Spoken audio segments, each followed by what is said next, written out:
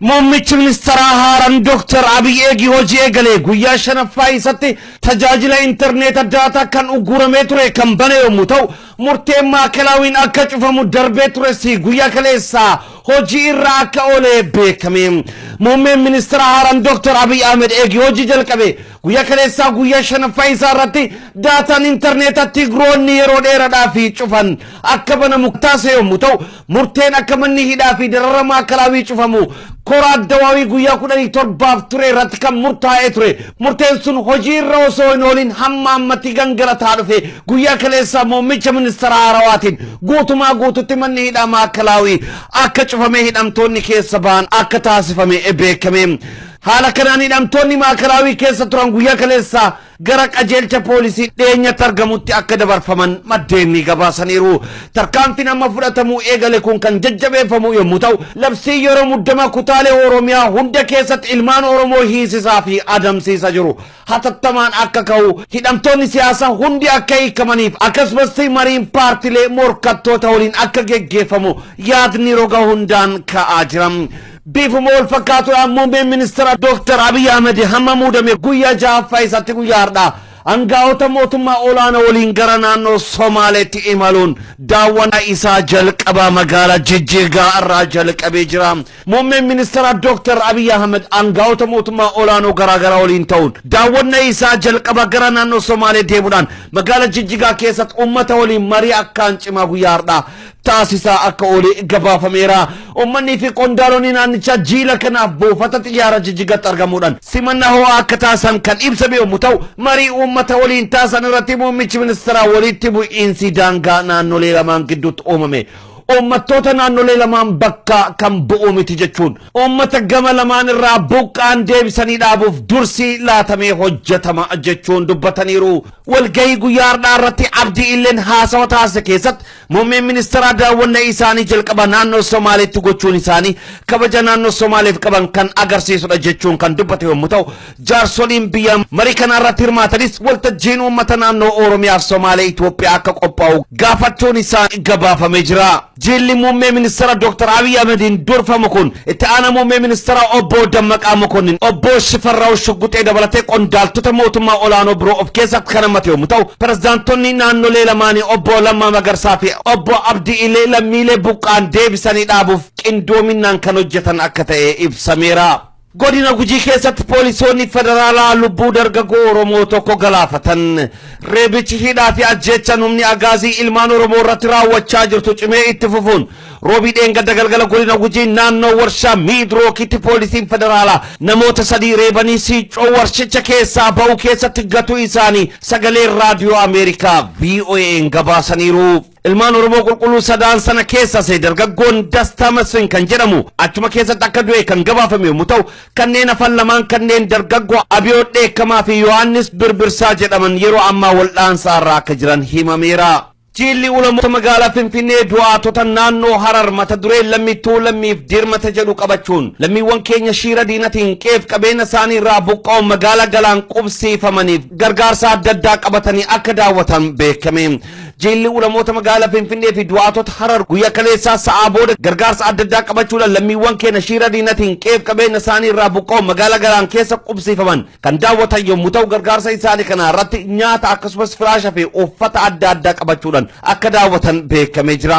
Jilli kun masgiida Ansaara Yerxeenaa irraa salaata Jumaa booda gara galaanitti kan socho'e yommuu ta'u jilli kun ulamoota gurguddoo kanneen akka Dr. Jeelaan Kadir, Dr. Kamal Haji Galatoo, Sheikh Mahamud Hassan imaama masjiid Yerxeenaa akkasumas Sheikh Abdurrahmaanii fi du'aatota hedduu Hararraa argamanii fi akkasumas Ustaas Muhammad Faraj of keessatti kan qabate yommuu ta'u gargaarsa akka afataa ansoolaa uffata halkanii fi firaashaa fi kanneen kan fakkaatan konkolaataa Ayisuuzuu lamatti fe'anii akka imalanii hawaasa keenya daawwatanii jajjabeessan beekamee jira. Jilli ulamoota Naayiroobii irraati kiiloomeetira 800 qaxxaamure hawaasa keenya magaalaa Mooyyalee irraa buqqa'ee gama Keeniyaatti baqatee jiruudhaaf deeggarsa qabatanii deeman deeggarsa isaanii akka dhaqqabsan beekame jira. jirri sheekota keenya Sheek Anwar Yuusufidhaan durfamu deeggarsa konkolaataa lama qabatuudhaan deeggarsa akka dhaqqabsan beekame jira. Guyyaa kaleessaa kaampii Dambalaa faccanatti argamuudhaan deeggarsa isaanii akka dhaqqabsan Sheek Anwar Yuusuf raadiyoo daandii haqatti himaniiru. Bifuma wal fakkaatuudhaan Keeniyaa Naayiroobii irraati jilli Sheek Ali Jimmaatiin durfamu kan dhaaba Guddiib Chaartii jedhamu kan itti gaafatamaan isaa Dr. Abdii Gonjobbo Ameerikaa Minisootaa irraati deeggarsa uummanni keenya walitti qabe isaanitti kenne qabatuudhaan akka hawaasa keenya daawwatan beekame jira. Tibba darbee mallaqni kallattii GoFundMeedhaan walitti sassaabamaa ture bakka sadiitti qoodamee kan ture yommuu ta'u bakki tokko kallattii Guddiib Chaartiitti doolaarri 30,000 ergame ture. Dr. Abdii kan dhaqqabe akka ta'e Dr. Abdii raadiyoo daandii haqatti himanii jiru. Kallattii biraatiin deeggarsa hawaasni Oromoo Minisootaa uummata keenya qeef qabeenya isaarraa baqatee deeme fi deeggarsa doolaara 27,000 ol ta'u kan Dr. Abdiitti kennan qabachuudhaan Dr. Abdii fi jilli isaanii kan Sheek Saalaa Jiloo fi Sheek Ali Jimmaa of keessatti hammate deeggarsa akaakuu adda addaa hawaasa keenyaaf bitanii akka qoodaa jiran beekamee jira. Haaluma waliigalaatiin turtii Sheek Anwar Yuusufii fi akkasumas Dr. Abdii wajjin taasifne akka armaan gaditti isin dhageessifna nu faana bu'aa. Reediyoon daandii haqaa wabii sabaaf biyyaa umurii nuuf dheeresi mee nuuf gargaarisi Allah yaa Rabbii qiyyaa.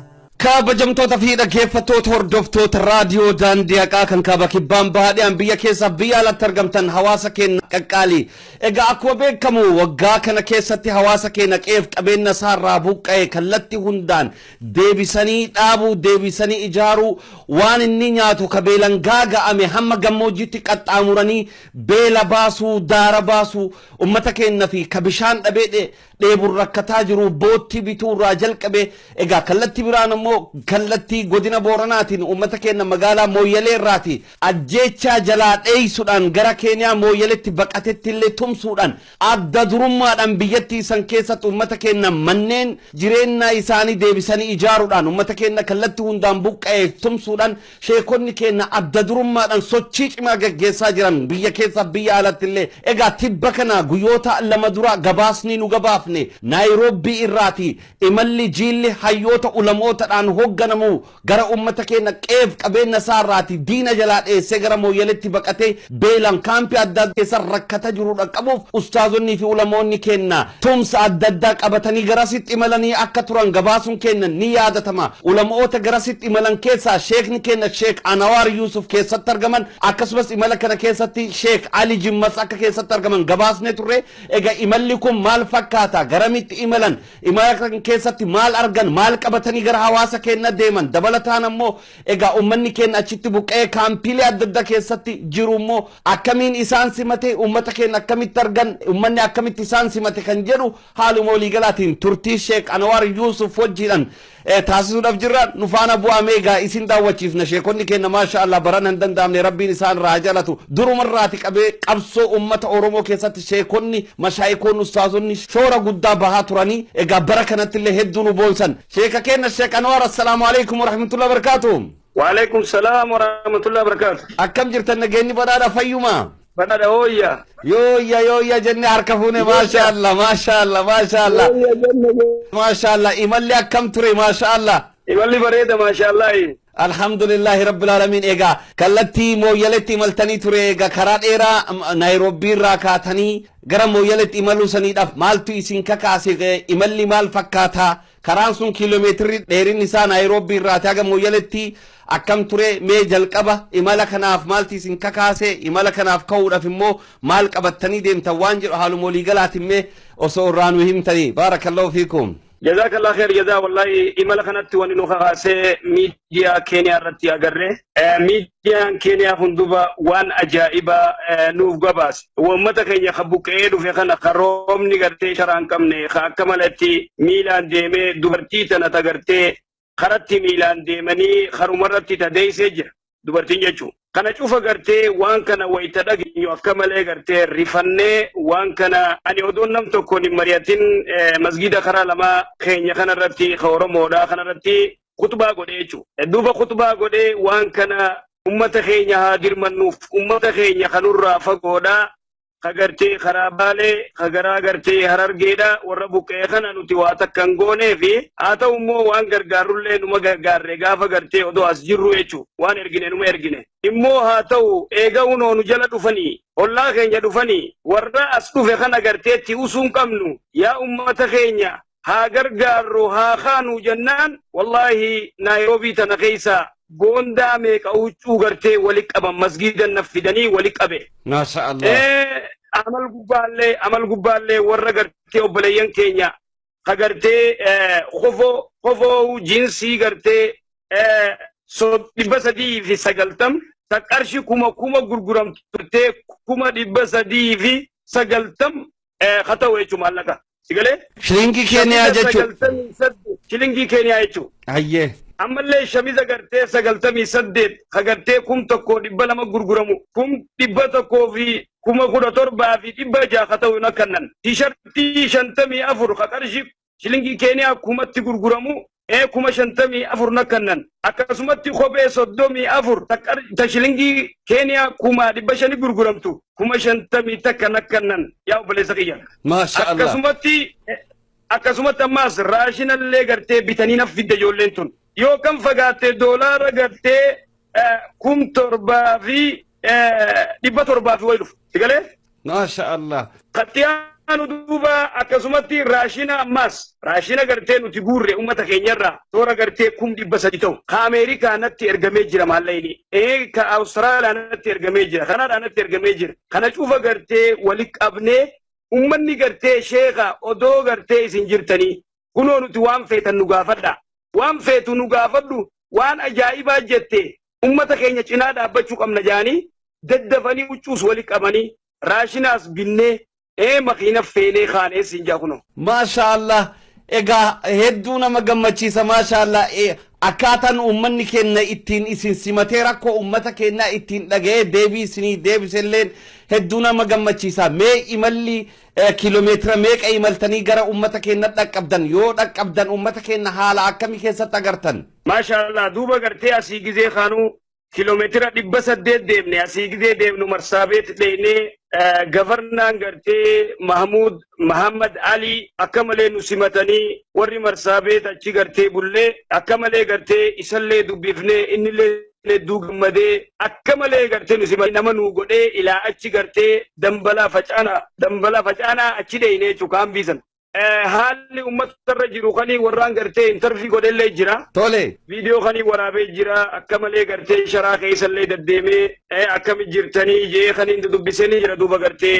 ummanni keenya haalli isaanii gartee haalli isaanitti jiran hedduu gartee namallee ni naasisa tole dubartii teenyallee tadeessee waan irra ciiftu hin qabne jira tagartee dhiinii garatti wanni jee karraan dhiqamin akka malee gartee dhukkubuus ni jira ifiifillee waan jiitu waan nyaattu gartee akka hin qabne daa'imallee waan itti gartee harma gizee itti kannitu gizee harma uusifti beeyta aanan dhuguu qabdii dubartiin ujiillee waan adda addaa gartee muuqii waan gartee warri keenya muuqii ijaarun san gartee dhuguu qabdi sila san cufa gartee arga jirte jiranii wallahi garaa nama nyaatan subhanallah tole guyyaa kaleessaa gaa kaampii dambalaa faccanee eegi daawwattan ummata keenyadhaaf gumaacha san dhaqqabsitanii jirtan jechuu hiramee jira gumaachi na'am dhaqqabsiifne itti kannine akkasitti makiinaa gartee NGO gartee Sheekh Ali ji teenya tadeemne ji makiina 3 kageessine jechuudha. Masha Allah konkolaataa 3 qabatanii deemtan NGOni good deed charity jedhu ka Dr. Abdii faa hoogganamu isaalleen isin walumaan turan jechuudha. Dr. Abdii faa isaanillee dhaqane. Masha Allah isaalleen gumaacha dhaqqabsanii jiran jechuudha. Isaallee dhaqqabsiisan nutilleen keenya gartee shilingii Keeniyaatti 1.5 itti shalagama miliyoona. Doolaara meeqa?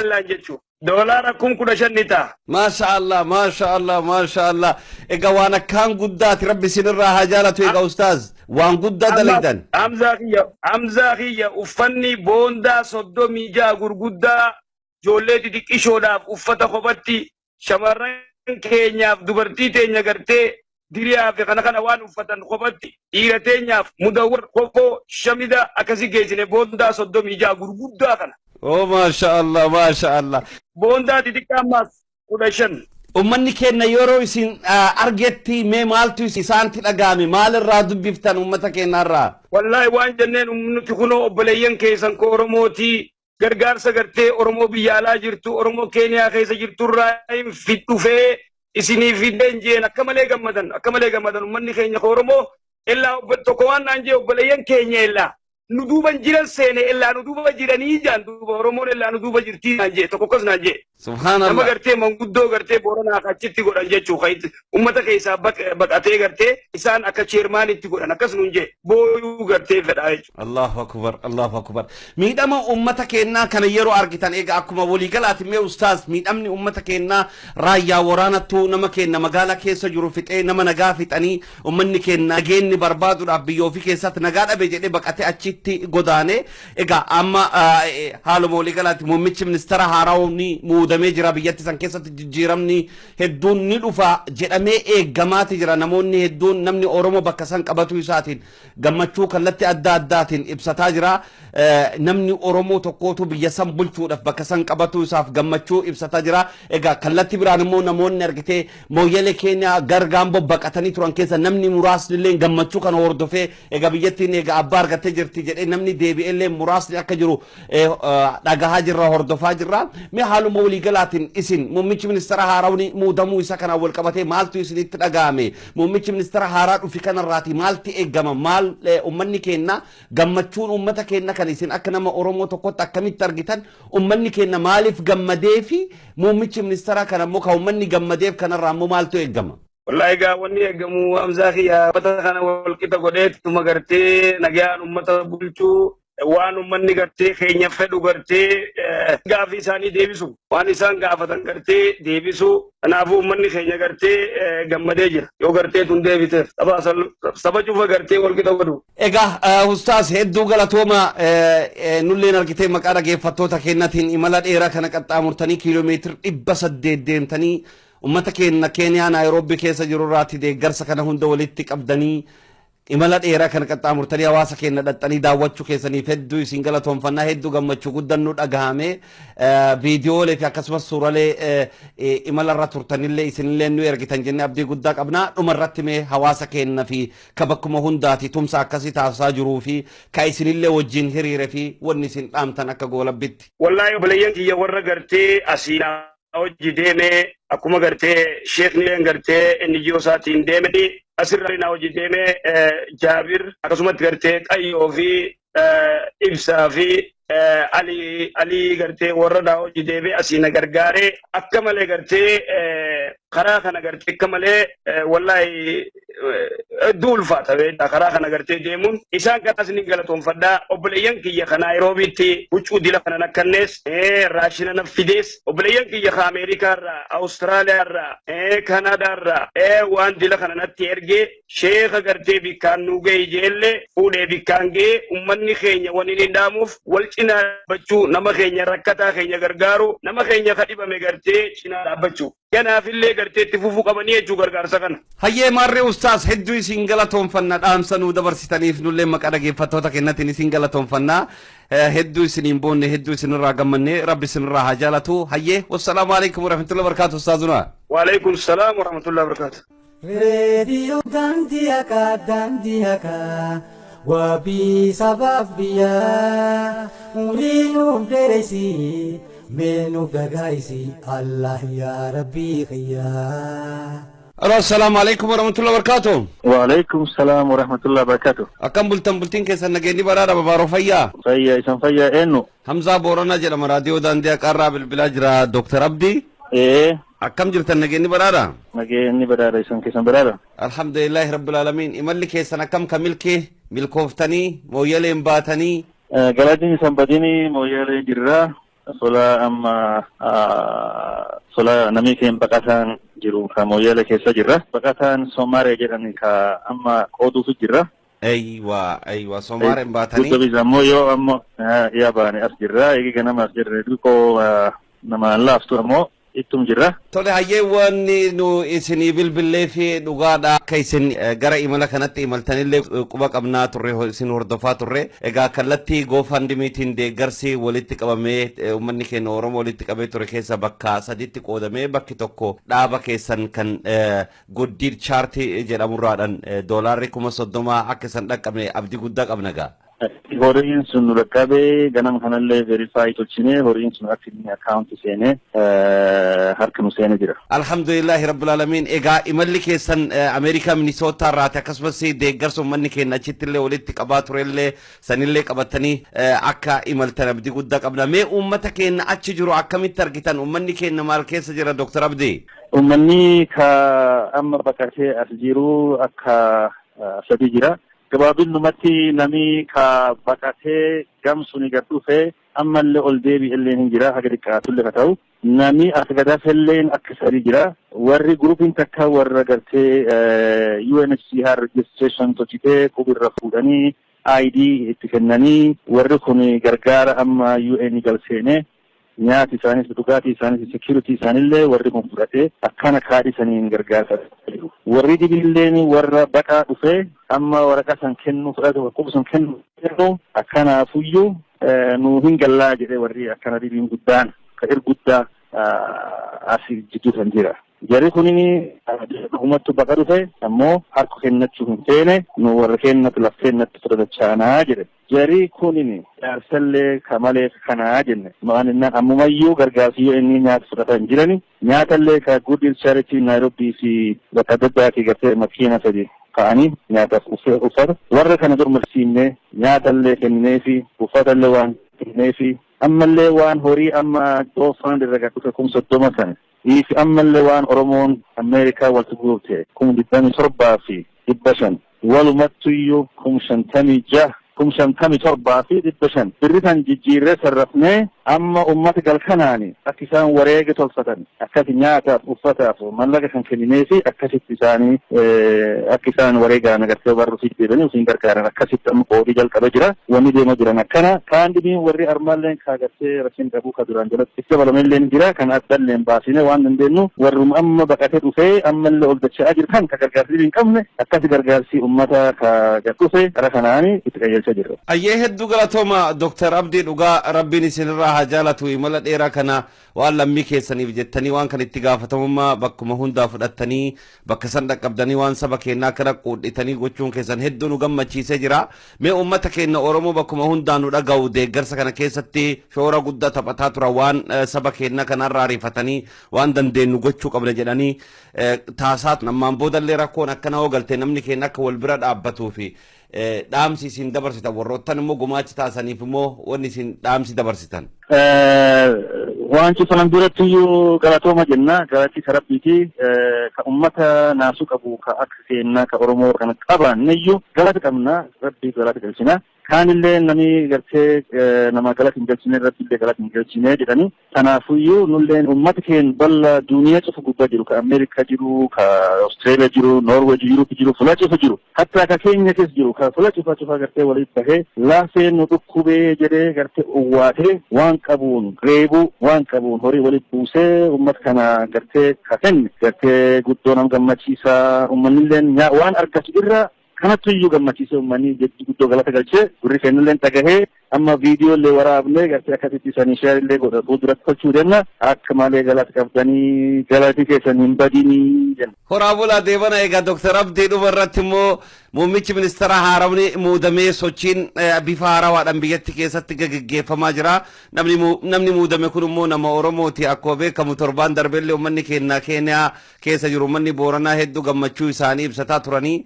Mee isin muummichi ministeera haaraa dhufeen namni keenya dhiyoo nurraa hedduu manisaa keessatti gandisaa keessatti nurraa gatamee baqni kun cufinuu kanaaf dhufte ganda keessatti namni keenya nagaa dhabe. Egaa amma muummichi ministeera as dhuf kun jijjiirama akkamii fiduu qaba maal dhaamtaniif ammoo muummichi ministeera namni Oromoo tokko bakka san dhaqqabuu isaa ammoo maalti isinit dhagahame muummichi ministeera kanaan wal qabsiiftanii ergaan isin dabarsitanii uummata keenyallee wanni dhaamtan. Ani akka nama takka ka gartee Oromootitti dhugumaa gammachuu dhagahaa. Gammachuun ani na argelleen ka ummati armalleen qabu qauma namni gammadee akkanumatti ofirraa deebi'ellee gammachuun san kan namni haarawii dhufee namni kun Oromoo ta'e kanaafuyyuu gartee guddoo abdiin jirti namni ka'ee warratti ofirra gale adoo sodaan jirtu sodaa kaan gartee namni kennaa fudhatee amma lubbuu bulaa jedhee akkasitti gale nafsiin kiyyalleen waan anarku dhugumaa jijjiiramee dhufee jijjiirama hagan irraallee rabbiin haa nu garsiisu ani kan haganuma dhaabadha kaan dhibii duuba akkuma isin jedhe waan ummati jedhu argee dhagahee gammachuu isaanii argee gartee keenyallee keessatti warri siyooloo gartee masalee tustummaan gammachuu agartan kaampiillee keessatti akkasuma namni gammadee waan tustummaan dansa dhagahee anillee akka nama Oromoo takkatti